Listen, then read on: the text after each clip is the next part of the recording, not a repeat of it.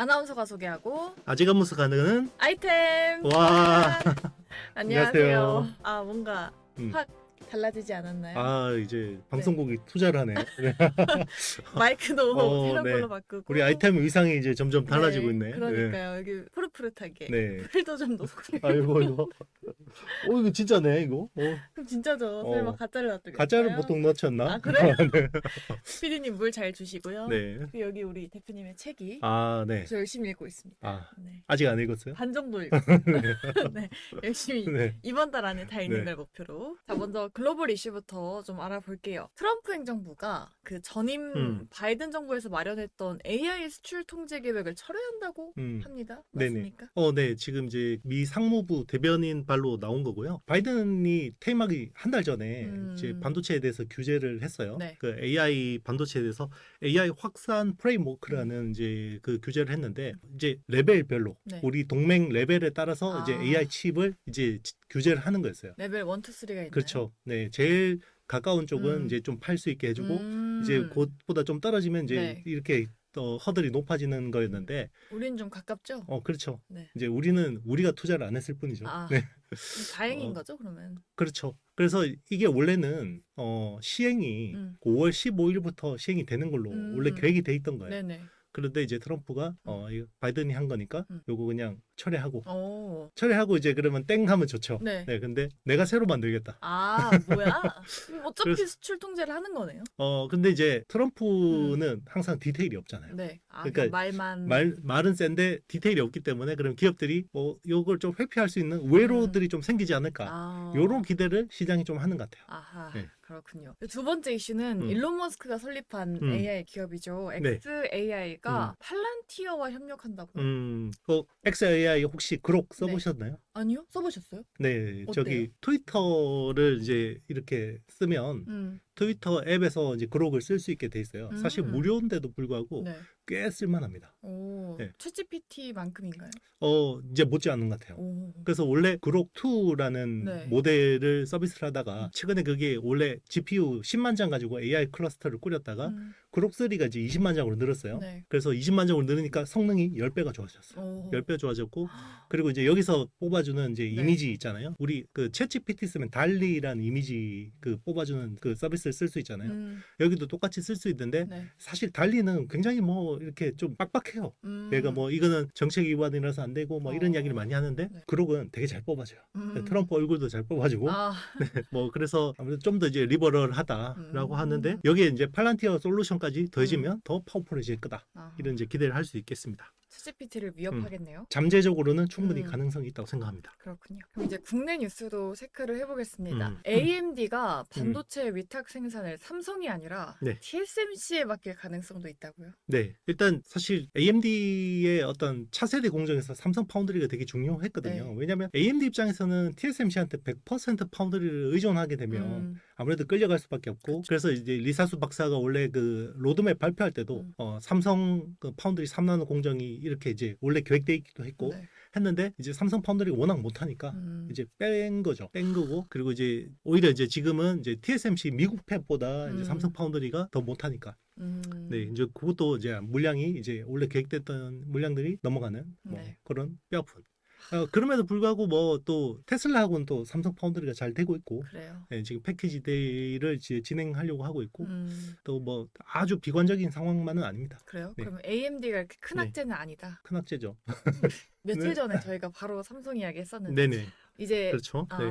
HBM에 집중이 음. 쏠렸던 네네. 반도체 시장에서 포스트 HBM이 뭔가에 대한 관심이 네네. 높아진다고요? 그렇죠. 음. HBM이라는 거는 기존의 메모리하고 완전 다르잖아요. 네. 기존 메모리라는 거는 어떻게 보면 기성품이었죠. 커머디티였고 규격화된 제품이었는데 HBM은 그 엔비디아 같은 GPU 업체, 그러니까 AI 가속기 업체에 맞춤형된 커스터마이징된 메모리잖아요. 네. 이제 그쪽이 점점 늘어날 수밖에 없고 HBM이 지금은 제일 큰 덩어리인데 그쵸. 이제 그 다음으로는 이제 소캠이라고 하는 또 새로운 커스텀 메모리가 나오고 이제 CXL 같은 경우는 약간 이제 이거는 일종의 이제 인터페이스이긴 한데 기존의 서버에서 메모리를 기존에는 그 칩당 이렇게 그 메모리를 페어링해서 다 쓰는데 네. 그렇게 하지 말고 이제 메모리를 그냥 공유해서 쓸 수 있도록 하자.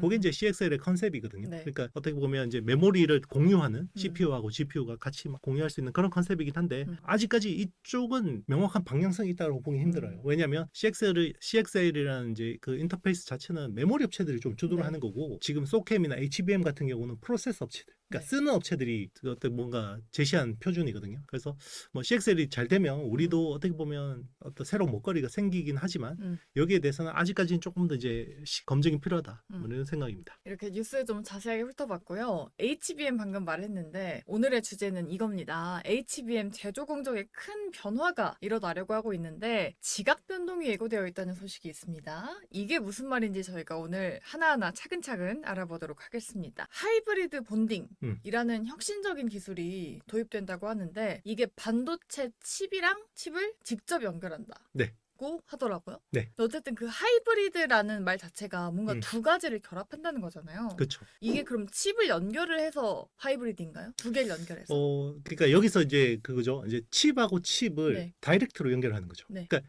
예전에는 칩하고 칩을 연결할 때는 반드시 서브스트레이트라고 하는 기판을 썼거든요. 그러니까 그걸 통해서 연결을 했는데 네. 그러니까 이제 패키지 단위로 연결을 했는데 이제는 칩 다이끼리 이제 연결하게 되는 거죠. 그게 이제 하이브리드 본딩이 중요해진 이유인데 네. 그게 이제 대표적인 게 프로세서들을 2.5D 구조로 연결하는 칩렛이라는 구조가 있죠. 칩렛이라는 거는 이제 뭐 프로세서 코어를 별도로 이제 고성능 코어 별도로 TSMC 같은 데서 만들고 저성능 코어는 삼성 파운드리 같은 데서 만들고 이거를 실리콘 인터포저를 통해서 이제 2.5D 패키징을 해서 이제 하는 구조. 이게 이제 칩렛이라는 구조고 생활은 이제 눈이 점점 풀립니다. 그렇죠. 그리고 이제 TSMC 코어스라고 하는 네. 거는 GPU하고 HBM이라는 디램 아파트를 2.5D 패키징으로 연결하는 건데 기존의 칩하고 칩을 연결할 때는 마이크로 펌프라는 걸 써요. 그러니까 이제 마이크로 펌프라는 걸 써서 칩하고 칩끼리 연결할 때 중간에 이제 그 열하고 압력을 줘서 딱 붙이는 거죠. 그게 말씀하신 TC 본딩이죠. 네. 서멀 컴프레션 본딩. 그래서 기존에 그게 한미 반도체 같은 회사들이 하는 건데 인풋 아웃풋가 엄청나게 많아질 수가 있어요. 그러니까 칩의 성능이 너무 좋아서 그러면 이제 칩하고 붙일 때 아예 그냥 범프 자체가 없이 다이렉트로 붙이는 기술이 있는데 그게 하이브리드 본딩이라는 거예요. 그러면 왜 하이브리드 본딩이냐? 네. 요거는 이제 반도체의 어떤 그 우리가 공정을 이야기할 때 네. 머티리얼을 다룰 때 한 세 가지 측면이 제일 중요해요. 네. 그래서 제일 중요한 게 이제 실리콘이죠. 반도체라는 게. 그러니까 실리콘하고 그리고 이제 산화막 그리고 이제 우리 메탈이라고 하는 구리. 그게 이제 세 가지. 그러니까 보통 이제 우리가 증착이라든지 식각이라든지 모든 그 어떤 머티리얼을 다룰 때 세 가지가 중요해요. 그래서 우리가 흔히 식각할 때도 실리콘을 식각하는 장비하고 그리고 산화막을 식각하는 장비하고 그리고 메탈을 식각하는 장비가 달라요. 다 따로. 증착도 달라요. 네네. 그래서 보통 그 세 가지 머티리얼을 중심으로 딱 이렇게 되거든요. 지금 하이브리드 본딩 같은 경우는 산화막끼리 붙이는 유전체하고 그리고 메탈끼리 붙이는 카파 요거 붙이는 거를 한 번에 하는 거예요. 기존의 본딩이라는 거는 단일 머티리얼끼리 붙이는 거예요. 네. 그러니까 똑같은 머티리얼끼리 한 번에 붙이는 거죠. 그런데 하이브리드 본딩은 유전체하고 유전체를 붙이고 구리하고 구리를 붙이는 거를 동시에 하는 거죠. 그래서 하이브리드 본딩이라고 하는 겁니다. 이해하셨나요, 여러분? 네. 네. 이해되셨겠죠? 네, 되셨을 거예요. 네. 아이템을 뭐 보신 분들은 워낙 또 오랫동안 테크를 저희 방송 오랫동안 들어오셨기 때문에 이해하실 거예요. 그렇죠. 그러면 칩 사이의 간극이 어쨌든 감소를 하는 거니까 그 높이를 좀 더 높게 할 수 있긴 하겠네요. 그렇죠. 그러니까 이제 층수를 기존에 우리가 HBM을 예를 들면 칩하고 칩을 붙일 때 중간에 마이크로 범프가 들어가요. 그 마이크로 범프를 아무리 작게 만들어도 그래도 한 15 마이크로미터 정도 나오거든요. 그러면 그게 만약에 8층에서 12층이 되면 그 몇 개가 되죠? 꽤 높게 높이가 올라가게 되잖아요. 근데 요게 범프를 아예 없애버리면 더 많이 쌓을 수 있겠죠. 더 많이 쌓을 수 있겠죠. 그래서 보통 한 18단부터는 하이브리드 본딩이 기본으로 필요하지 않을까라고 생각하는 거죠. 그럼 말씀하신 TC 본더랑 아예 좀 다른 거잖아요. 그렇죠. TC 본더는 마이크로 범프가 있을 때 쓰는 기술이고요. 아예 이제 범프가 없어지는 범프리스의 본딩에서는 하이브리드 본딩이 필요해지고. 그러면 전력 효율도 증가하는 거잖아요. 맞습니다. 크기는 더 작아지는 거죠. 그렇죠. 이제 그 전력 효율 좋아질 수밖에 없는 게 중간에 마이크로 범프라는 게 이제 뭐 구리하고 뭐 솔더, 납 같은 것들을 섞은 걸 거잖아요. 거기를 통하는 것보다 구리끼리 카파 투 카파 바로 다이렉트로 연결되면 그냥 이제 더 빨라지는 거죠. 그럼 발열도 덜 생기나요? 그렇죠. 왜냐하면 그 누설 전류 때문에 이제 보통 발열이 많이 생기는데 아무래도 좀 더 이제 속도도 빠르고 어떤 누설 전류도 적어서 발열도 좀 덜 할 거라고 보고 있습니다. 그러면은 본딩이 지금까지 많이 나왔잖아요. 뭐 네. 와이어 본딩도 있었고. 네네. 그럼 지금까지 나온 본딩 기술 중에는 가장 그 꿈의 기술에 가깝다라고 맞습니다. 볼 수 있는 거예요? 그렇죠. 최고 하이엔드 공정이라고 볼 수 있고요. 그런데 그만큼 어렵고 비쌉니다. 아, 그러면 양산 시기, 뭐 상용화 시기 어떻게 될까요? 지금 그 하이브리드 본딩이 쓰이는 게 네. 어디 쓰이냐면 제일 비싼 칩에 쓰여요. 아, 쓰이고 있긴 하군요. 네, 지금은 이제 GPU 있죠. 우리 H100, 음. 뭐 B200, B300 이런 것들을 실리콘 인터포저하고 붙일 때 네. 거기는 하이브리드 본딩을 써요. 아, 근데 이제 HBM이라는 건 메모리잖아요. 네. 그러면 GPU하고 인터포저 붙일 때보다는 좀 싸게 붙여야 되는 거죠. 그러니까 아직은 못 쓰고. 그렇죠. 그렇게 메모리에 적용하려면 음. 기존의 하이브리드 본딩을 좀 더 싸게 만들어야 돼요. 공정 비용 자체를. 어떻게 싸게 만들 수 있어요? 더 싸게 만들려면 아무래도 정밀도가 GPU 같은 경우는 인풋 아웃풋 수가 뭐 메모리 대비 메모리가 많긴 하죠. 1024개에서 2048개로 늘어나긴 하는데 2048개보다 몇 배가 더 많아요. GPU가 붙이는 거. 그러니까 이제 그런 것들 좀 정밀도가 좀 덜 하잖아요. 네. 이제 그런 것들을 약간 정밀도는 떨어뜨리고 대신에 좀 싸게 공정을 할 수 있는 그런 기술이 필요한 거죠. 그래서 보급형 하이브리드 본딩 기술이 필요한 거죠. 아, 근데 어쨌든 TC 본더 시장은 지금은 말씀하신 대로 한미, 네. 이제 국내 반도체 기업이 80% 이상 독점을 한다고 하는데 그럼 지금 하이브리드 본딩에서는 국내 기업이 어느 정도의 점유율을 갖고 있는 거예요? 거의 없습니다. 그럼 해외 기업이 지금 차지하고 있는 거예요? 네덜란드에 베시라는 회사가 있어요. 음. BESI라는 회사인데요. 네. 베시라는 회사가 거의 상당 부분, 그 제가 말씀드린 GPU하고 인터포저를 붙이는 쪽은 거의 이 회사가 상당 부분 하고 있고요. 그리고 이제 뭐 이제 하이브리드 본딩이 확산 적용되잖아요. 네. 그러니까 이제 뭐 본더 쪽, 그러니까 플립칩 본더 쪽은 한다는 회사들은 다 뛰어들고 있습니다. 그래서 국내에서도 한미 반도체도 열심히 연구 개발하고 있고, 뭐 하나 세미텍도 열심히 하고 있고요. 그리고 네덜란드 ASMPT 네. 뭐 그런 회사들도 다 하고 있고, 일본 회사들도 열심히 개발하고 있습니다.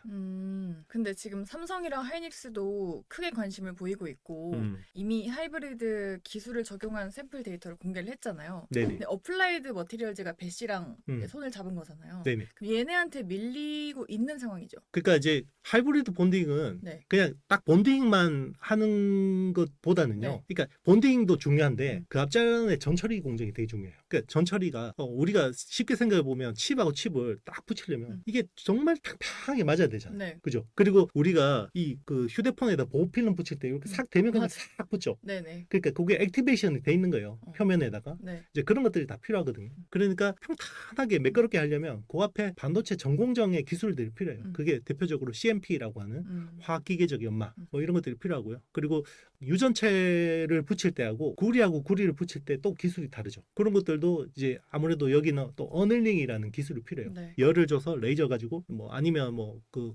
고압수소 같은 기술을 통해서 이제 어닐링을 통해서 이제 붙여야 되는 거고 그런 것들이 다 전공정에 가까운 후공정 기술이라고 보시면 돼요. 그래서 이게 앞에 쪽에 전처리 쪽은 지금 어플라이드 머티리얼즈라는 회사가 CMP나 이런 쪽을 담당을 하게 되고요. 네. 그리고 그 붙이는 쪽은 배시가 이제 주로 하는데 그동안에는 두 회사가 이제 협력을 해서 인라인 장비를 만들어서 네. 이제 납품을 해온 건데 최근에 어플라이드 머티리얼즈가 배시의 지분을 상당 부분 인수를 했고 최종적으로는 그냥 합병까지 생각하는 것 같아요. 네, 그래서 이게 같이 이렇게 갈 수밖에 없습니다. 그래서 항상 하이브리드 본딩 이야기를 하면 CMP 업체들하고 거기에 이제 관련된 뭐 어닐링 업체들이 항상 같이 거론되는 이유가 이게 인라인 장비라서 그래요. 그럼 어쨌든 지금은 그 어플라이드 머티리얼즈랑 배시가 앞서 나가고 있는 상황이죠? 맞습니다. 그럼 국내 기업이 후발주자면은 이 분야에서 우리 기업들의 경쟁력이나 입지도 작을 수밖에 없다는 건가요? 그러니까 배시하고 네. 어플라이드 머티리얼즈 연합이 잘하긴 해요. 네. 근데 걔들은 비싼 하이브리드 본딩이 잘하는 거예요. 우리는 가성비 쪽은 잘하나요? 그게 네. 그 앞으로 보면 관건이죠. 아직까지는 그러면 모른다. 비싼 장비를 잘하는 회사가 네. 요걸 보급형으로 잘할지 아니면 기존의 TC 본딩 업체들이 요 보급형 하이브리드 본딩을 잘할지 요거는 이제 지켜봐야 되는 거죠. 아직은 모르나요? 아직은 모르죠. 아, 그래요? 왜냐하면 배시라는 회사가 잘하긴 하죠. 배시하고 어플라이드 머티리얼즈가 잘하긴 하는데 얘들은 메모리를 붙여본 경험이나 레퍼런스는 없어요. 아, 그래요? 그렇죠. 근데 TC 본딩 업체들은 하이브리드 본딩 해본 적은 없지만 메모리를 그 누구보다 많이 붙여봤겠죠. 거기에 대해서 데이터도 많이 했고 그러니까 누가 잘할지는 지켜봐야 됩니다. 아, 그렇군요. 그러면은 이 TC 본더에서 하이브리드 본딩으로 완전히 좀 교체가 되는 건가요? 일단 전부 가는 건 아니고요. 모든 본딩이 뭐 하이브리드 본딩으로 가는 건 아닌데 결국에는 다 같다. 아주 하이엔드 공정에서는 많이 필요해져요. 음. 대표적으로 이제 지금 뭐 그 우리 파운드리 쪽에 시스템 반도체 쪽에서 또 중요한 기술이 BSPDN이라는 기술이 있거든요. 백사이드 파워 딜리버리 네트워크. 뒤에서 딜리버리 한다는 파워를 네. 백사이드. 제 책에 다 있습니다. 예. 네, 책을 안 읽으니까 그런데요. 반전. 네네. 그렇죠. 그러니까 네. 이제 그 기존에는 반도체 칩 다이를 네. 한쪽 면만 썼어요. 네. 위쪽 면만. 여기에다가 이제 뭐 어떤 트랜지스터 같은 것들 올리고 그리고 이제 시그널 올리고 파워 같은 것들 올리고. 그러니까 이제 이게 막 선이 얼기설기 막 얽혀 있으니까 이게 미세 공정 가는데 어려운 거예요. 네. 그래서 여기서 제일 덜 중요한 게 파워부거든요. 그러니까 트랜지스터를 이렇게 작동시키려면 전원을 공급해줘야 되잖아요. 그게 이제 제일 위에 있는 파워부인데 요거를 파워부를 밑으로 배면으로 넣고 위에는 트랜지스터하고 시그널 부만 올리는 거예요. 그럼 두 개가 이 칩에 연결이 그러면 단절되잖아요. 네. 그럼 요걸 연결하려면 어떻게 해야 되죠? 여기다 구멍을 뚫고 TSV로 구멍을 뚫고 파워부하고 밑에 위에 있는 트랜지스터하고 시그널부하고 밑에 배면에 있는 파워부를 연결하는 거죠. 네. TSV로. 요걸 TSV로 연결할 수도 있고, 이거 뭐 좀 더 복잡할 수도 있는데, 이제 뭐 TSMC 같은 경우는 그 파워 레일이라는 거를 해서 TSV를 안 뚫고 뭐 이렇게 하기도 하는데요. 하여튼 이제 앞으로 이런 기술 중요해져요. 그러니까 네. 여기는 또 하이브리드 본딩이 중요해질 수밖에 없습니다. 그러면은 이제 TC에서 하이브리드 본딩으로 넘어갈 때 네네. 우리 기업들이 빠르게 이제 그 하이브리드 본딩 기술력이나 경쟁력을 좀 빠르게 갖춰야겠네요. 그렇죠. 특히나 이제 메모리 쪽, 특히나 HBM 쪽에서의 하이브리드 본딩은 우리가 그 기술 주도권을 가져가는 게 되게 중요합니다. 근데 삼성이 지금 이 세메스랑 배시랑 같이 장비 개발 추진 중인 거죠? 일단 그 장비를 가져와서 자기들이 이제 공정을 열심히 하고 있죠. 하이닉스는 한미랑 한화정밀기계랑 같이 하는 거고. 그렇죠. 그러면은 지금 배시가 잘하고 있으니까 삼성한테 좀 기대를 걸어봐도 되는 건가요? 그러니까 이제 뭐 배시가 네. 기존에 잘한다고 해서 메모리를 잘할 거냐라는 건 또 다른 문제인 것 같고요. 삼성이 또 잘하니까. 네, 저 이제 삼성이 빨리 하이브리드 본딩을 준비를 한 건 맞아요. 네. 왜냐하면 상대적으로 이제 본딩, TC 본딩 쪽에서 기술이 SK 하이닉스한테 뒤쳐졌잖아요. 그러니까 이제 아무래도 좀 하이브리드 본딩에서는 좀 더 퀀텀 점프를 해보려고 빨리 이제 장비 도입해서 준비한 건 맞고, 그렇지만 또 그게 빨리 준비했다고 해서 잘할 거라는 거는 또 알 수가 없는 거죠. 네. 그러면 TC 본더를 비롯해서 기존 본딩 기업들이 하이브리드 본딩에 발맞추지 않는 한 경쟁력이 약화된다고 볼 수 있는지, 아니면 그런 TC 본더도 계속해서 쓸 때가 있는지. 그렇죠. TC 본더는 네. 앞으로 계속해서 많이 쓸 수밖에 없어요. 하이브리드가 대세가 된다고 하더라도. 하이브리드 본딩은 그러니까 이제 우리 지난 시간에 저희가 이제 그 코어스 대체한다고 해서 뭐 소우X 이야기했잖아요. 네. 시스템 온 웨이퍼. 그러니까 기존에 루이비통하고 구찌 같은 브랜드가 있는데 에르메스가 하나 더 프리미엄 VVIP용 프리미엄 그 기술이 나온 거예요. 똑같다고 보시면 됩니다. 그럼 어차피 또 그렇죠. 같이 쓴다. 그러니까 이제 TC 본딩도 점점 더 확장이 되는데 여기에 더 이제 프리미엄 기술인 네. 이제 하이브리드 본딩이 신규로 이제 또 라인업이 생기는 거라고 보셔도 돼요. TC도 그럼 오히려 더 확장되는 건가요? 확장될 수 있습니다. 왜냐하면 이제 점점 더 TC 본딩을 쓰는 기술들이 더 많아질 수 있거든요. 미들랜드까지 이제 이 기술들이 내려올 수 있는 거죠. 네. 그러면 그 어플라이드 머티리얼즈가 사실 전공정 기업이잖아요. 네. 후공정에 뛰어든 이유가 어쨌든 이런 하이브리드 본딩 이런 것 때문일까요? 그러니까 이제 점점 더 후공정이 중요해질 수밖에 없어요. 왜냐하면 이제는 이종 칩끼리 연결하는 기술들이 되게 중요해지잖아요. 그래서 헤테로지니어스 인테그레이션. 이제는 반도체 칩을 사람의 두뇌하고 가깝게 만들어야 되거든요. 그래서 프로세서하고 메모리를 최대한 가까이 붙여놓거나 아니면 아예 3D로 다 바로 붙여버리든지. 장기적으로 보면 그 엔비디아 GPU 같은 데다가 머리 위에다가 그냥 HBM을 올려버릴 수도 있거든요. 지금처럼 이렇게 수평으로 해서 인터포저로 연결하지 않고 네. 이제 그런 식으로 될 수 있기 때문에 그러면 이제 앞으로 점점 더 그런 그 후공정 기술이 중요해질 수밖에 없어요.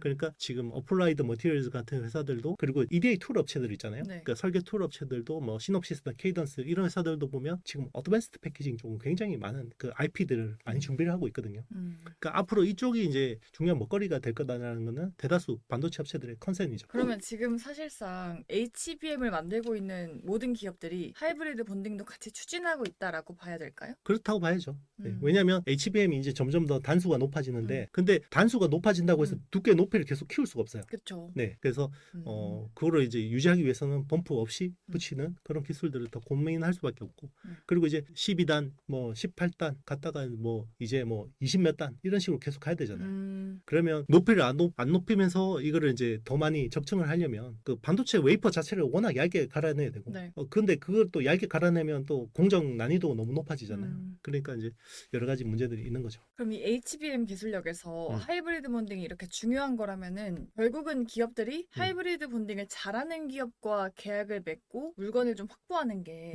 HBM의 기술력과도 연결된다고 볼 수 있는 거죠? 그렇죠, 맞습니다. 그러니까 사실 HBM에서 한미 반도체 TC 본딩을 누가 먼저 썼느냐가 사실 이렇게 경쟁을 판가름 냈잖아요. 아, 그러네요. 네. 이번에도 하이브리드 본딩 주목을 해봐야겠네요. 그러면은 국내 기업이 아직 뭐 선도는 못했다라고 하시지만 거기서 우리가 뭔가 찾아볼 수 있을 만한 수혜주는 있을 거 아니에요? 네네. 수혜주 뭐가 있을까요? 일단 이제 CMP 쪽으로 하는 회사는 국내 KC텍이라는 회사가 있고요. 그리고 이제 어넬링이라고 하는 쪽은 아무래도 기존의 레이저 기반의 어넬링 기술은 이오테크닉스. 그리고 고압수소 어넬링 기반으로 하는 정온공정의 어넬링 기술은 HPSP. 뭐 이런 회사들이 이제 관련성이 있고요. 그리고 이제 여기 또 세정 기술들이 되게 중요해요. 중간에 칩하고 칩 바로 붙이는데 이게 미세한 파티클만 있어도 이게 뜰 거 아니에요. 그죠?